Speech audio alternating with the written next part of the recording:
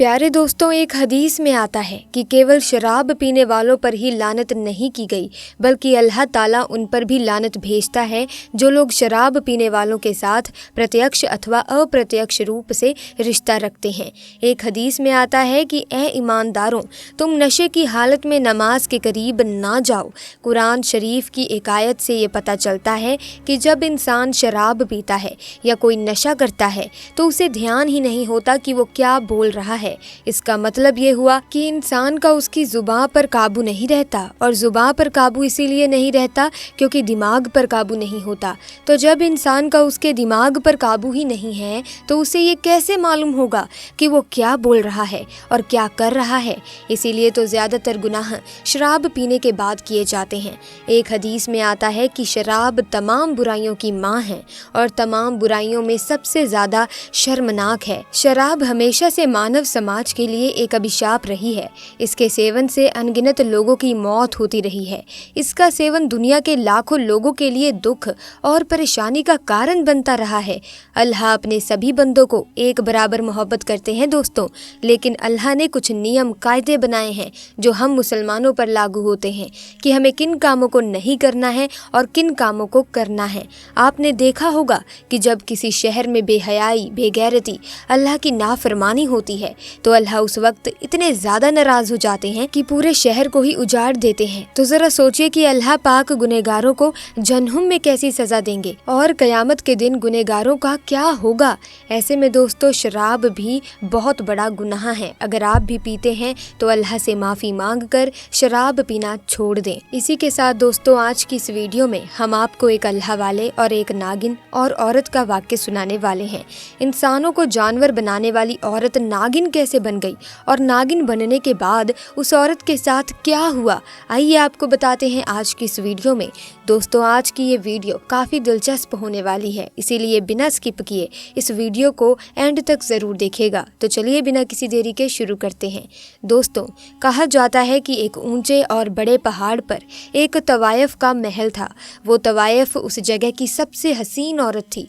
उसकी खूबसूरती के चर्चे हर जगह मशहूर थे और वो इंतहे दर्जे की शराबी और जानी औरत है। शहर के अमीर लोगों को अपने महल में खास तौर पर बुलवाती है और एक औरत के 1000 दिनार लेती है। उसके पास पैसों की कमी नहीं थी तो शहर के सबसे बड़े शराब खाने में उसके लिए शराब मंगवाई जाती थी। उसकी कनीज़ें हरदम उसकी खिदमत में लगी रहती थी। लेकिन एक बात बहुत अजीब थी कि उसके महल में जो अमीर आदमी एक बार आता वो फिर दोबारा नजर नहीं आता। वो इतनी खूबसूरत थी और आवाज़ और अंदाज ऐसा था कि कोई ना चाहते हुए भी उसके पास चला आता। अब ऐसा होने लगा कि आहिस्ता आहिस्ता उस जगह के अमीर और रईस लोग उसके जाल में फंसने लगे और उनकी बीवियां सख्त परेशान थी। उनके शौहर कहाँ चले जाते हैं, उन्हें ये नहीं पता था कि महल की तरफ शौहर जा रहे हैं, क्योंकि जो एक बार महल जाता तो वापस नहीं आता था। उन्हें बहुत ढूंढवाया भी जाता, लेकिन कोई भी अमीर आदमी अब तक वापस नहीं लौटा था। इस तरह शहर के अमीर लोग, दौलतमंद लोग गायब होने लगे थे। तो उनकी औरतों ने सोचा कि अब किसी की मदद ली जाए। किसी औरत ने कहा कि शहर के बाहर एक बहुत बड़ा सा जंगल है जहाँ पर एक अल्लाह वाले रहते हैं। सुना है कि वो अपने अमल में इतने सख्त हैं कि उनको पता चल जाता है कि गुमशुदा चीज़ कहाँ है। तो हो सकता है कि हमारे शौहरों का भी वहीं से पता लग सके। वो सब एक साथ कहने लगी, हमें उनके पास जाना पड़ेगा, इसके अलावा कोई और चारा नहीं है। उन सब ने उस जंगल में जाने का इरादा कर लिया। बहुत लंबा सफ़र तय करके वो लोग आखिरकार उस जंगल में पहुंच गए जहां पर एक अल्लाह वाले किसी पेड़ के नीचे इबादत कर रहे थे। वो औरतें इंतज़ार कर रही थीं, लेकिन उनकी इबादत ख़त्म नहीं हो रही थी। फिर जब रात का पिछला पहर आया तो वो तहज्जुद की नमाज से फारिग हुए और देखा कि वहाँ पर बहुत सी औरतें खड़ी हुई हैं जो परेशान लग रही हैं। अल्लाह वाले ने कहा, तुम लोग यहाँ जिस काम से आई हो हम जानते हैं। तो वो कहने लगी, हज़रत कुछ कीजिए, हमारे शौहर घर से गायब हैं, जो गायब हुए हैं वो वापस लौट कर नहीं आए। अल्लाह वाले ने कहा, हमें पता है कि वो कहाँ गए हैं, इसीलिए हमें खास अमल करना है। वो अमल मुझे करने दो, उसके बाद हम उस जगह जाएंगे और तुम्हारे शौहर सही सलामत तुम्हारे पास वापस लौट आएंगे।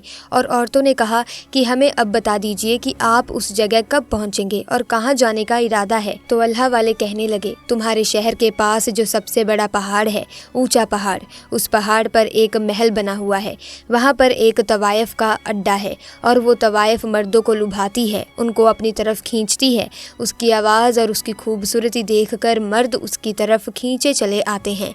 उसके पास जब मैं पहुंच जाऊंगा तो तुम्हें इशारा कर दिया जाएगा। वो औरतें अल्लाह वाले से अपनी बात कहकर सब मुतमईन हो गई। अब वो अपने घरों को वापस आ गई और दुआ करने लगी कि अल्लाह वाले को कामयाबी मिल जाए।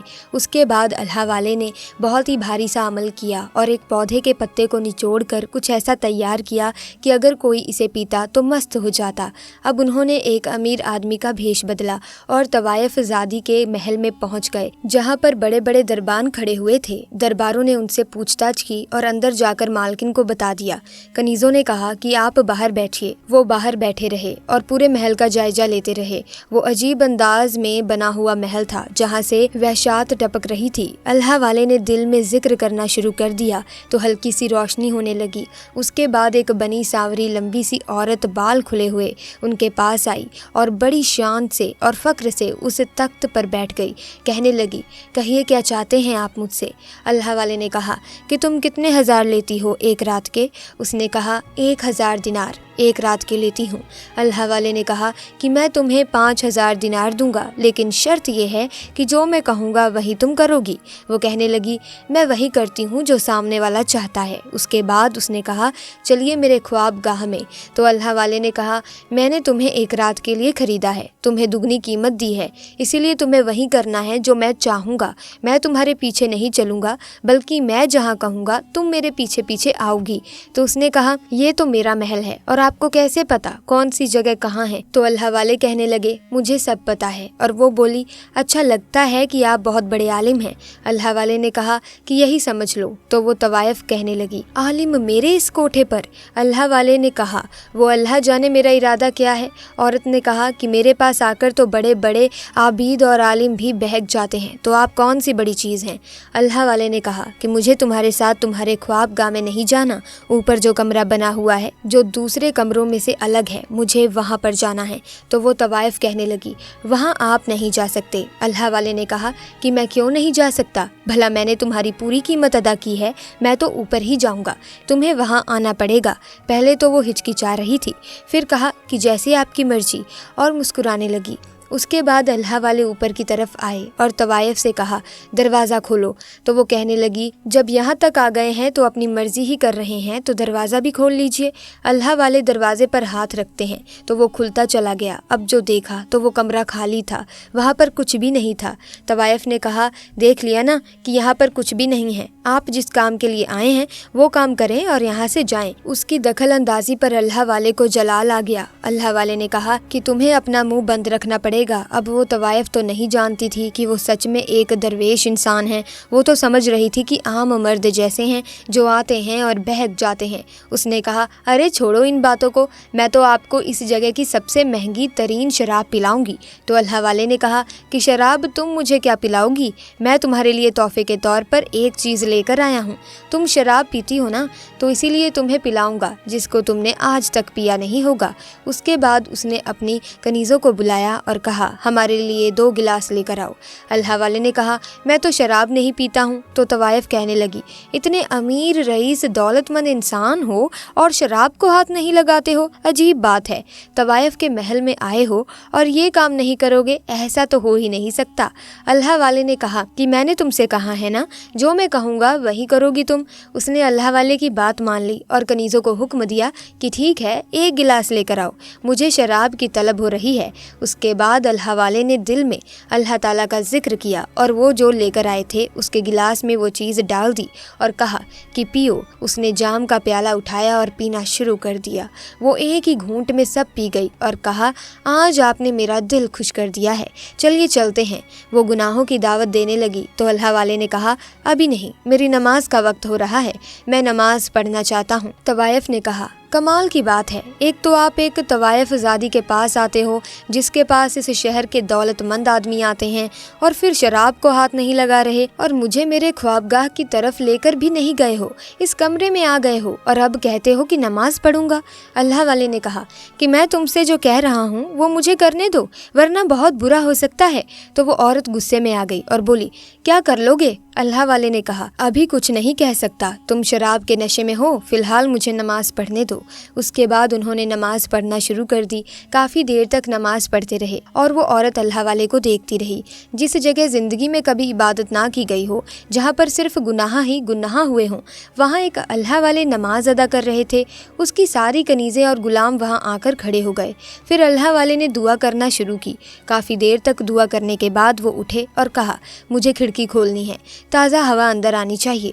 اس کے بعد وہ طوائف کچھ نہ کہہ سکی، اس کی زبان بند ہو گئی تھی، خاموش تھی، سب کچھ دیکھ رہی تھی بڑی خاموشی سے۔ اللہ والے نے کھڑکی کھولی تو وہاں پر وہ عورتیں کھڑی ہوئی تھیں، ان کے اشارے کا انتظار کر رہی تھیں۔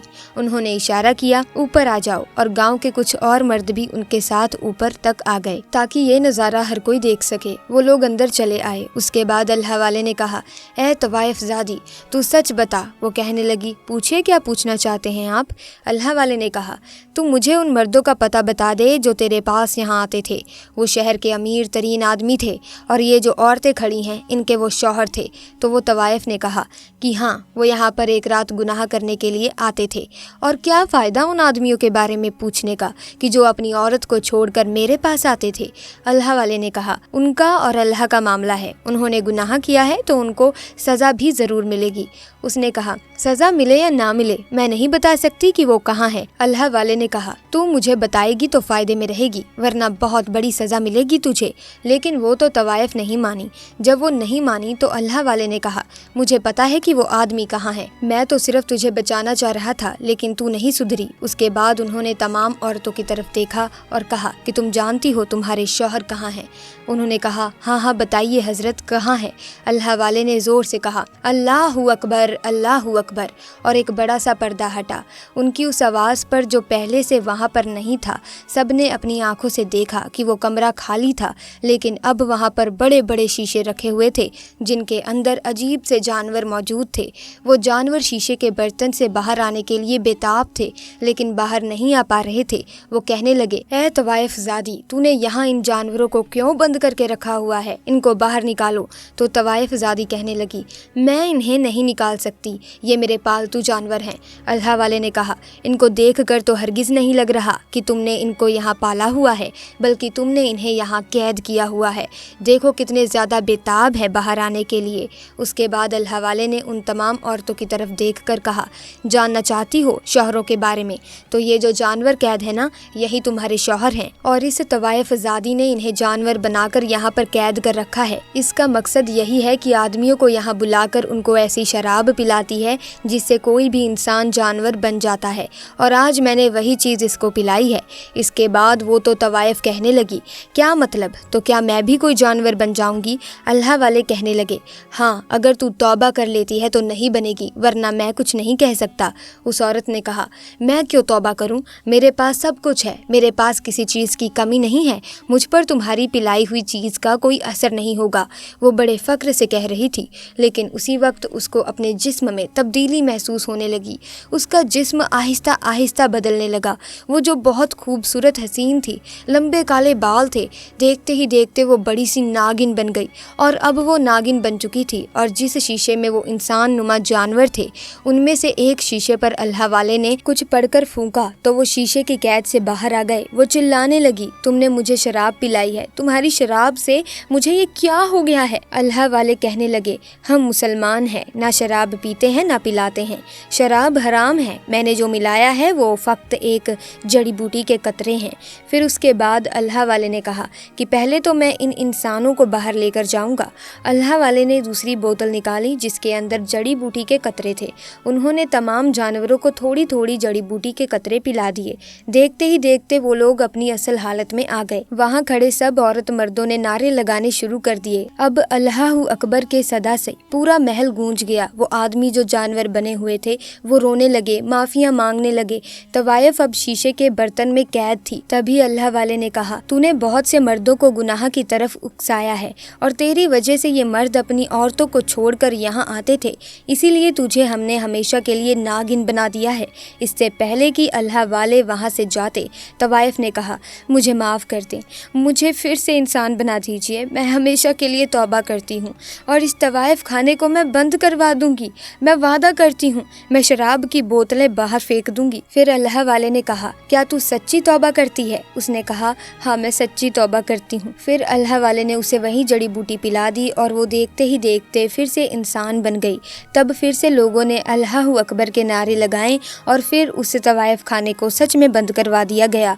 वो महल एक बड़ी सी मस्जिद में तब्दील कर दिया गया। उसके बाद वहाँ की इमामत अल्लाह वाले ने शुरू कर दी और लोग वहाँ पर इबादत के लिए आने लगे और वो औरत एक हुजरे में रहने लगी। फिर कभी उसने कोई गुनाह कबीरा नहीं किया बल्कि अल्लाह की नेक बंदी बन गई। सुभान अल्लाह। दोस्तों इस वाक्य से हमें ये सीखने को मिला कि कभी भी गलत काम नहीं करने चाहिए, गुनाह नहीं करने चाहिए, शराब वगैरह नहीं पीना चाहिए, क्योंकि ऐसे कामों को करने से अल्लाह अजाब में डालते हैं।